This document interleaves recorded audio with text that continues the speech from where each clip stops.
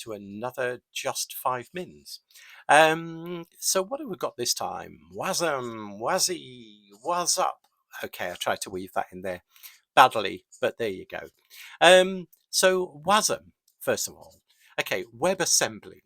Okay, so the most common one that I'm familiar with is Blazor, which is from Microsoft. It is open source, but it's the Microsoft Blazor, which sort of blends Razor Pages, if you know Razor Pages, maybe not, from the .NET world, from the MVC sort of side of things. But anyway, it doesn't matter.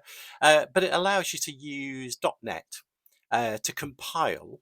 So it's a compiled runtime that can run in the browser. Okay, but it's not just limited to to anything to do with .NET. In fact, WebAssembly is a generic sort of runtime, and you can use everything from C, C++, or Rust, or lots of other different languages to compile to these WASM modules, these WASM runtimes, essentially. So pretty cool. Blazor's at its sort of like, ups and downs a little bit with how that works, but it does work really well, I think, anyway, and I'm sure it would be. So WebAssembly generally is, it's been around for a while, but it's not nothing that suddenly cropped out. But there's a lot of lift, I suppose, now with the next bit, which is WASI, which is WebAssembly System Interface. I think it is system interface. I better just double check that. I think it is. Yeah, and the idea is it's a modular system interface that allows WebAssembly modules to interact with the host environment in a secure and portable way. Yes, I did read that from a preset bit of text. But the idea is, so it can actually run outside of the browser. Okay, so okay, well, .NET you can run now and have been able to run on Linux, Mac, Windows for quite some time now. So what's the point then? Well, again, you're not limited just to one tie-in. And also the WASI, the WASM modules are usually a lot less bloaty than the whole other framework that goes round with it.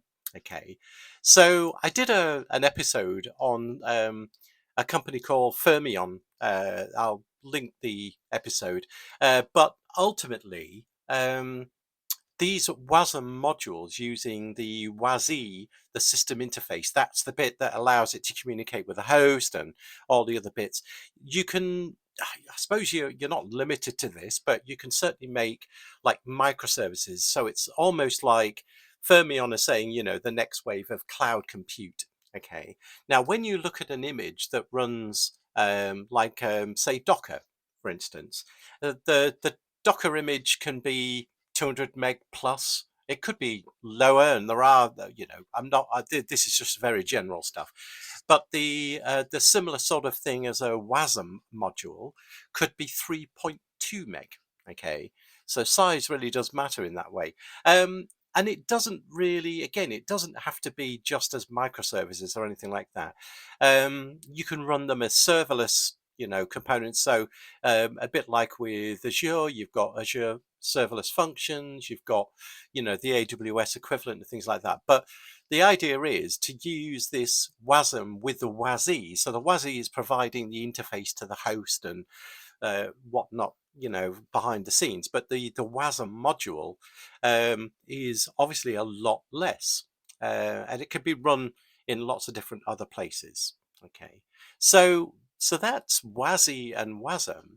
But what I mean, I don't know how this is going to sort of expand really, because I know Docker.